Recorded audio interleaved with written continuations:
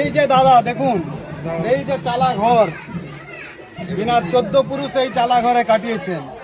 15 বছর তৃণমূল রাজত্ব করেছে, ঝাড়গ্রাম বাসী বিপুল ভোটে ইনাদেরকে জয়ী করিয়েছেন। বীরবাহা হাসতা একটু দেখুন, এই চালাটা এখনো আপনি পাকা করতে পারেননি। অভিষেক ব্যানার্জিকে আমি বলবো এই ঘরে এসে আসুন, আর এই ঘরে এসে আপনি একবার বসে যান। এই যে রান্না হচ্ছে দাদার ঘরে, আমার বৌদি রান্না করছে, এই দেখুন রান্না হচ্ছে, তরকারি হচ্ছে। এখানে দেখুন এখনো উনুনে রান্না হচ্ছে কাঠের জ্বালানিতে। এই ঘর দেখুন, আমার দাদা এই ঘরে রাত দিন কাটান। দাদা আপনারা বিবেচনা করুন, এই ঘরে উনি রাত দিন কাটাচ্ছেন। স্বাধীনতার 80 বছর পরও মমতা ব্যানার্জি একটু ঘর দিতে পারেনি। কোথায় যাচ্ছে ঘরগুলো? মোদিজি তো ঘর পাঠাচ্ছেন, কেন এখানে ঘর নেই? ইনি কি অপরাধ করেছিলেন? কিসের অন্যায় ইনি করেছেন? ইনি ঘর পাননি।